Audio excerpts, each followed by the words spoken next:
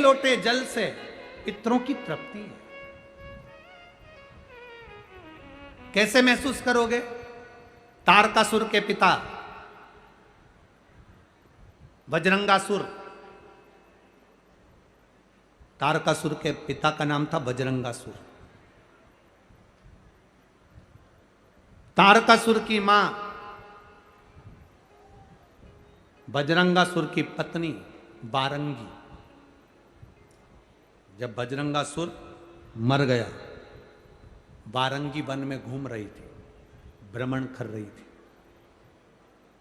और वारंगी जब वन में भ्रमण कर रही थी तो उसको ऐसा महसूस होता था कि कोई मेरे साथ चल रहा।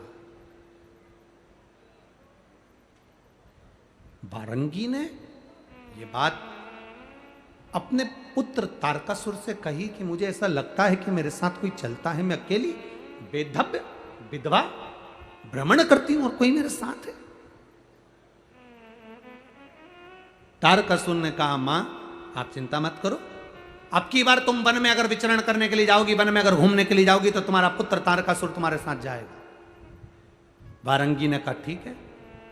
वारंगी वन में फिर विचरण करने घूमने के लिए गई तो वारंगी वन में एक वृक्ष के नीचे विश्राम की अवस्था में सो गई। स्वप्न में वारंगी को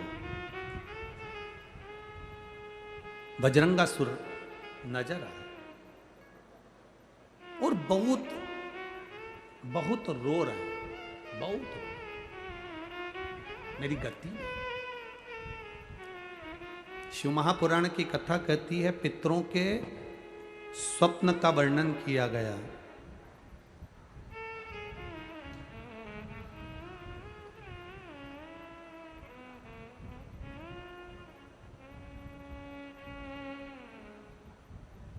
शिव महापुराण में पितृ, मरे हुए व्यक्ति जो चला गया, वो व्यक्ति तुम्हें रोता हुआ नजर आ रहा है तो समझ लेना कि घर में कोई व्याधि, कोई तकलीफ, कोई कष्ट आने वाला है। पितृ अगर रोते दिख रहे हैं तो व्याधि, कष्ट आने वाला है। पितृ हंसते हुए नजर आ रहे हैं तो समझ लो कोई सुख की घड़ी हमारे यहां आने वाली। और पितृ स्वप्न में अगर कह रहे हैं कि मुझे भूख लग रही है, प्यास लग रही है, पानी पिला दो, भोजन करा दो, समझ लो घर में कोई बड़ी बीमारी प्रवेश करने वाली है। उस बीमारी का प्रवेश हमारे घर में हो रहा है। पितृ गए हुए जीव, पितृ घर में अगर भ्रमण करते नजर आ रहे हैं, पूरे घर में घूमते हुए नजर आ रहे हैं, छत पर, कमरे में, कक्ष पर, अपने परिंदे पर, रसोई घर में काम करते नजर आ रहे हैं, व्यापार में, व्यवसाय में पितृ भ्रमण करते, जो गया हुआ जीव है वो घूमता नजर आ रहा है, तो शिव महापुराण की कथा कहती है उस जीव को कुछ करने की जरूरत नहीं पड़ती। पितृ घूमते हुए जब नजर आते हैं, जब हमारे पितृ पितृलोक में आराम से निवास करते हैं और आनंद से रहते हैं। चार तरह के स्वप्न हैं, रोता हुआ देखना, हंसता हुआ देखना, भ्रमण करते हुए देखना, भूख और प्यास में व्याकुल देखना। इन चारों स्वप्न के लिए शिव महापुराण की कथा कहती है ये चार स्वप्न पितरों के। आप में से ऐसा नहीं कि कोई के सपने में नहीं आते, किसी को लगता है मेरे पीछे कोई आ रहा है, रात को एकदम सो रहे हो और सोते सोते भरचक नींद में सो रहे हो और एकदम तुम्हारी नींद झपट कर कोई स्वप्न देखते देखते या अचानक एकदम चटकार खुल जाए, समझ लेना कि कोई पितृ की कृपा आप पर हुई है, कोई अनहोनी होने वाली थी, इसलिए उसने जगा दिया, जगा कर तुमको चेता दिया। ये पितृ कृपा से जगा कर चेता दिया उसने, ये पूर्वजों की कृपा से, पितृ कृपा से होता। शिव महापुराण की कथा कहती है, मान लो अगर ये 4 स्वप्न, जैसे बारंगी कह रही है तारकासुर से, ए पुत्र तारकासुर, मुझे ये स्वप्न नजर आ रहा है, मैंने स्वप्न में पिता को रोते हुए जाना है, मैंने तुम्हारे पितरों को रोते हुए जाना है। तारकासुर कहते हैं, मां तो चिंता मत कर, अब तो मैं पूरे जितने लोक हैं, देवलोक, असुर लोक, दानव लोक, जितने भी लोक हैं, इंद्र लोक, बैकुंठ लोक, सबको मैं जीत लूंगा, अपना बना लूंगा। मेरे पिता की अगर गति नहीं हुई तो मैं किसी देवता की गति नहीं होने दूंगा। तब असुर तारकासुर को क्रोध आ गया। तारकासुर ने चारों तरफ आक्रमण करना प्रारंभ कर दिया। इंद्रलोक अपना बना लिया, देवलोक अपना बना लिया, पितृलोक, सारे लोकों पर तारकासुर ने अपना आधिपत्य स्थापित कर लिया। सारे लोकों पर आधिपत्य अपना कर। अब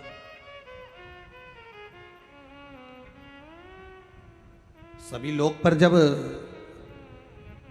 तारकासुर ने अपना आधिपत्य स्थापित कर लिया, तब आखिरी में तारकासुर एक ऋषिवर यज्ञ कर रहे थे। बारंगी के कहने पर तारकासुर उस ऋषि के पास चले गए।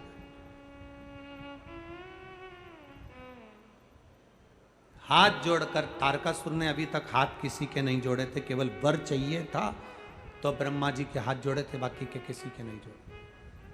आखिरी में हाथ जोड़कर ऋषिवर से कहा, बारंगी ने, मेरा पति मुक्ति नहीं हुई, मुक्ति नहीं, तो कहा, ऋषिवर बोले कि एक काम करो कि पितरों के निमित्तार्थ भोजन की व्यवस्था किसी दीन को, किसी गरीब को, किसी दुखी को, किसी ब्राह्मण जनादि को करो। अब तारकासुर अगर किसी को निमंत्रण देगा तो कोई ब्राह्मण भोजन करने आएगा क्या? जम के तो बोलो जरा।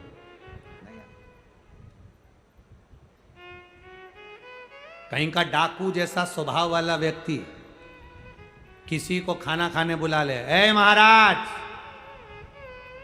कल हमारे दादाजी मर गए थे, उनका भोजन है, सीधी तरीके से आ जाना।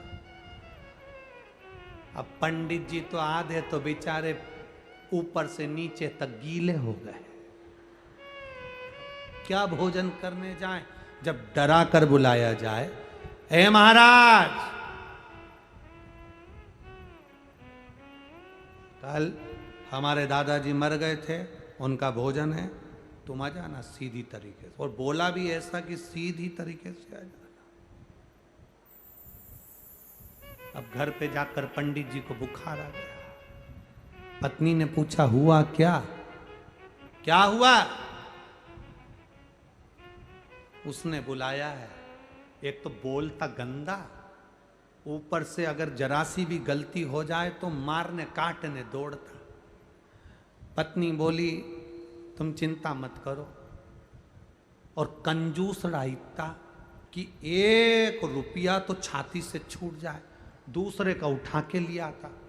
अब दुख इतना हो रहा है कि हम खाना खाने गए और हमारी धोती और कुर्ता भी ले लिया। तो पंडितायन ने कहा, तुम चिंता मत करो, तुम तो भोजन करने जाओ। चले जाऊं? हाँ।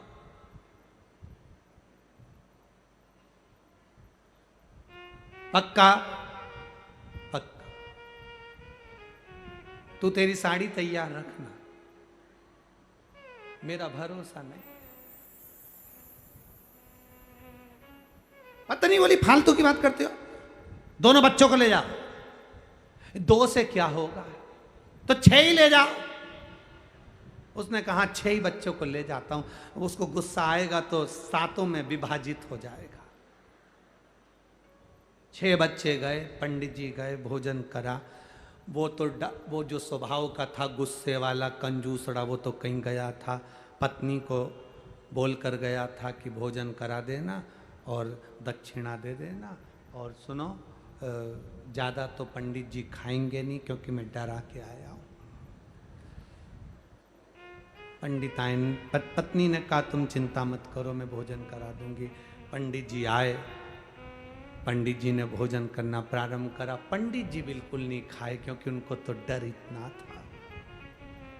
पर बच्चों को क्या डर था, वो तो जितना घर में बना था सब निपटा गए।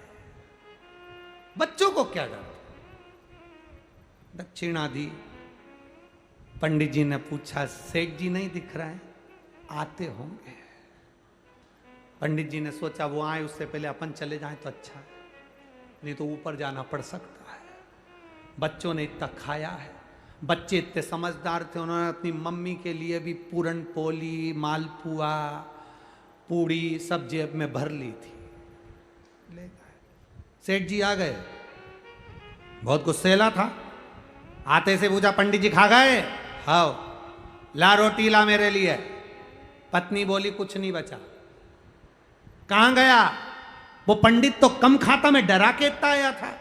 उसने तो बेचारे ने डर के मारे पसीना बह रहा था, 2 रोटी खाई, पर उसके साथ में 6 आए थे, पूरा खा गए। इतने में पति तो उड़ देखा ना पूर, उठाई बंदूक, पंडित के घर दौड़ा। पति ने जाकर कहा पत्नी से, बहुत गंदा आदमी आता होगा। पत्नी बोली, तुम टेंशन मत लो, तुम तो खा के आ गए ना, पलंग पे सो, चद्दर ओढ़ो, बाकी के मैं निपट लूंगी, तुम सो। आते से उसने, पंडित पंडित, जो दरवाजा बजाया। पत्नी रोती हुई बाहर आई, आग लग जा, ना जाने मेरे पति को क्या खिलाया था, खा के मर गया, खाते से ही मर गया, तेरे यहीं से खा के आया था। और पत्नी ने उसके कपड़े पकड़े और उसको थाने ले जाने लगी। इतने में उसने तुरंत कहा, जी जी तेरे हाथ जोड़ो, जेब में से कमाई करके लाया था 50,000 रुपए, ये रख ले, किसी से मत कहना, तेरे पाँव पड़ो तो किसी से मत कहना। इतने में पत्नी रोती हुई, चले जा मेरे घर से। उसने बंदूक जेब में रखी, चुपचाप अपने घर चले गया। पत्नी ने अपने पति से कहा, उठ जा, उठ जा, उठा। इसीलिए हमारे नियम में पंडित जी से पंडिताइन बहुत तेज होती है।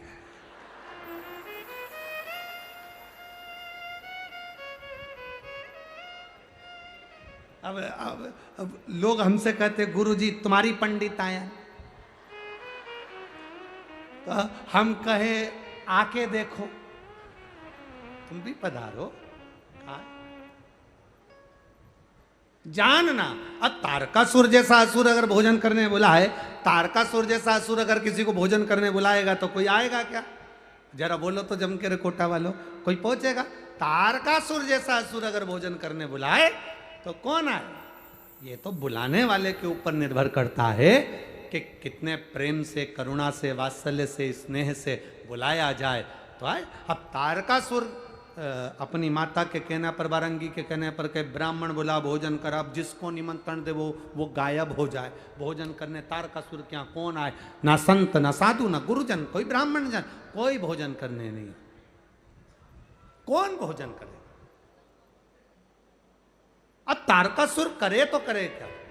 और पितरों के निमित्त, देवताओं के निमित्त भोजन कराना जरूरी है।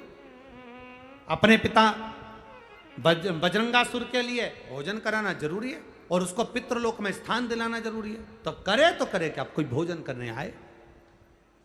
महाराज बड़ा कठिन। शिव महापुराण की कथा में अपन सुनेंगे, बजरंगासुर के उस भोजन का क्रम भी श्रवण करेंगे। इधर चरित्र आता है, बिंदुक नाम का ब्राह्मण भी जैसे जल में डूब कर मर जाता है तो उसकी गति नहीं होती, तो उसकी पत्नी चंचुला देवी